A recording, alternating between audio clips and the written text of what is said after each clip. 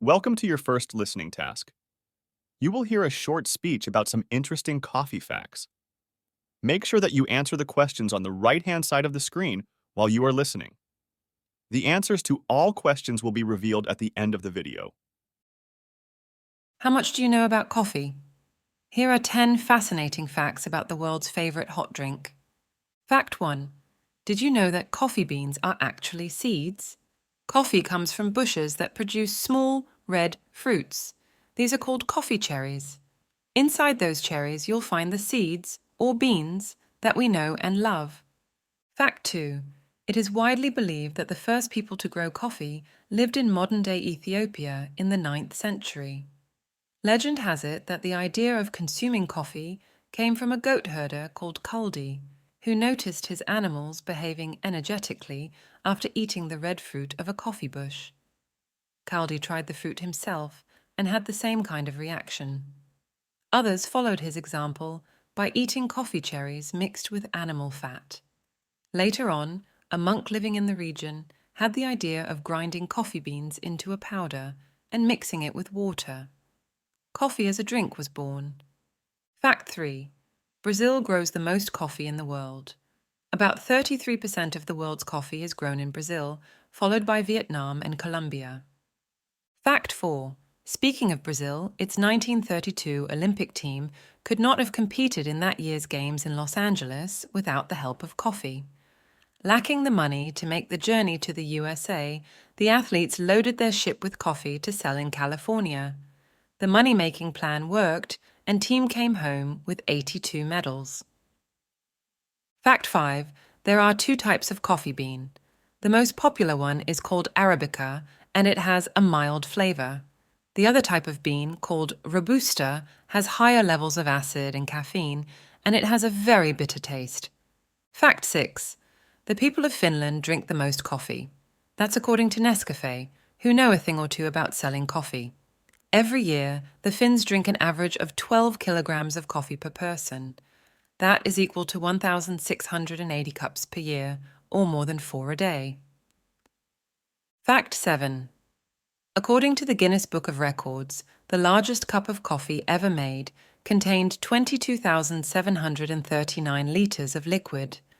It was made in Colombia on the 15th of June, 2019, and it took 50 people more than 1 month to make. Fact 8. The legendary classical composer Beethoven was a huge fan of coffee. Apparently, he would insist on having exactly 60 beans per cup and would count each one before his drink could be made. Fact 9. The most expensive variety of coffee in the world is called black ivory, which is grown northern Thailand. It undergoes an unusual production process. Coffee cherries are fed to elephants and then picked out from their excrement. It is said to have a floral aroma, which is more like that of a fruit tea than a coffee, and its taste has been described as chocolatey. The price per kilogram for black ivory beans is about 1,800 pounds, or around 2,300 US dollars. Fact 10. People who drink a moderate amount of coffee, which means 2 to 5 cups per day, may receive several health benefits, according to a study from the New England Journal of Medicine. Those coffee lovers may have a reduced risk of depression, Parkinson's disease, and liver problems as a result of their consumption, the study revealed. The researchers also pointed out that moderate consumers were not at greater risk of developing high blood pressure when compared to non-coffee drinkers. This is your second listening task. You will hear a speaker who is describing the real-life story of the explorer Percy Fawcett. In the early 20th century, the Amazon rainforest in the north of Brazil was still mostly unexplored, which meant it held an air of mystery. Some people believed that it hid ancient civilizations. One man, the British explorer Percy Fawcett, loved taking trips to the Amazon rainforest, which he called the last great blank space in the world. He became obsessed with the idea of discovering a mythical city, which he named Z. In 1925, Fawcett traveled to Brazil to find the city. He was accompanied by his 21-year-old son Jack and his son's best friend Raleigh Rimmel. They were chosen because they were young, healthy, and loyal. They had everything they needed to survive, including canned food, powdered milk, mosquito nets, and knives. Before starting the trip, Fawcett told journalists, "We will return." Fawcett and his partners, together with 2 Brazilian men, went deep into the Amazon. They struggled to cope with the heat of the jungle and the huge number of insects that kept them awake at night. Nevertheless, Fawcett demanded that they walk at least 10 miles every day. Eventually, they reached an area near the Xingu River. From there, Fawcett wrote a letter to his wife that the Brazilian men carried to the nearest town. The letter said, "Jack is well and getting stronger every day. Have no fear of any failure." But by 1927, no one back at home in Britain had received any further messages from Fawcett. Newspapers that had previously said Fawcett was the greatest explorer in the world and could overcome all the challenges of the Amazon now tried to guess why he hadn't returned home. Some people said he had died of starvation or had become a prisoner. Others said he was living in the jungle like a native. One person suggested that he had become the leader of a tribe of cannibals. Some of Fawcett's friends went into the Amazon to find him. Their mission, in 1928, was not successful.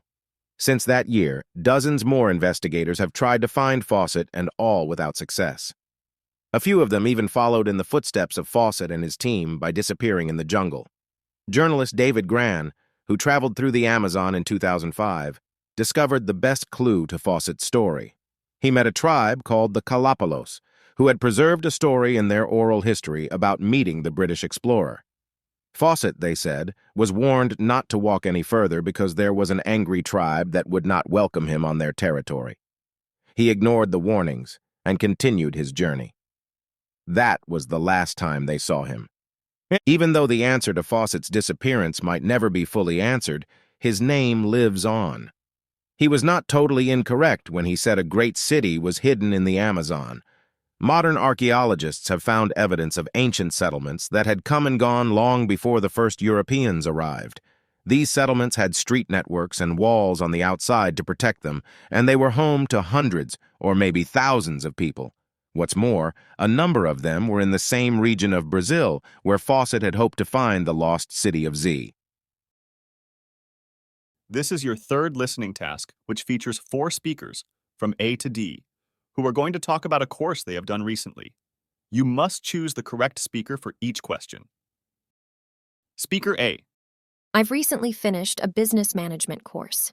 In the final week, I had to give an assessed talk in front of the whole class about a business topic of my choice. I'm glad the teacher asked us to do that just the once because I'm really not a fan of speaking in public. The final assessment was a knowledge test. The questions were tough, I must admit, but I had studied hard, and in the end, I managed to get the grade I wanted. I'm now waiting to get my certificate. I can't wait to show it to everyone.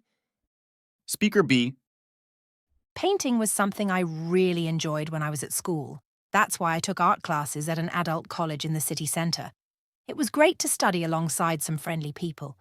In fact, I developed great relationships with several of them, and we still meet regularly for coffee. The only downside was that I had to catch 2 buses to the college. Although the journey time was not too long, I had to spend quite a lot of money on travel. At least I am a well-organised person, so I made sure that I typically arrived on time. Speaker C. I wanted to do a practical course that would lead to a skilled job, so I decided to learn construction skills. To pass the course, I had to do regular practical tasks, like building a brick wall. Thankfully, I'm very good with my hands, so I found all the assessments simple. At the end of the course, our teachers organized an awards ceremony for the students, and wow, they picked me as the top student. I got a trophy to take home. My mom was really proud. Speaker D. I took an online course that teaches psychology for beginners. It was a very popular subject. There were 20 other people taking the course at the same time as me. I had little interaction with my course mates, however, because most of the time we did independent work, like reading articles or listening to our teacher and taking notes. By the way, I should apologize to the teacher because almost every time we had a video lesson, I had a technical problem. I missed the start of a lot of sessions and I do not think she was pleased with me. This is your fourth and final listening task. Again, you will hear 4 speakers from A to D, but this time they are going to talk about transport in their city. You must choose the correct speaker for each question. Speaker A. This city offers plenty of ways to travel. I drive my own car in my leisure time, but I use other means to get to and from my workplace. I can go there by bus, tram, or even train. I'm never short of choices. It would be great to use my bicycle too, but the roads are too busy with traffic for that kind of thing. We need a greater number of separate lanes for riders, I think. All in all, though, I think our city is a good place to get around. Speaker B. As a delivery driver, seeing streets the way they are makes me absolutely furious. It sounds crazy, but they are full of holes. I'm not the only person who feels this way. Taxi drivers are forced to spend time and money on repairing their vehicles because of this problem. I also get mad with other motorists, especially at rush hour. So many of them don't pay any attention. It's like they're in another world. Actually, come to think of it, perhaps I need a less stressful job. Speaker C. I have mixed opinions about bus services in this city. They run frequently during the day, and that's great. But at night, I usually have to wait ages for one to arrive. Trams here don't run after 10 o'clock, and riding a bike is pretty risky, so my travel options are limited at that time. There's a high demand for taxis after dark, and I'm not surprised. The companies must make heaps of cash, judging by the prices they charge. Speaker D. Buses here rarely run on time, and they're often unpleasantly cold and dirty inside. And let's be honest, sitting in a comfy car with your music playing gives you a really satisfying feeling.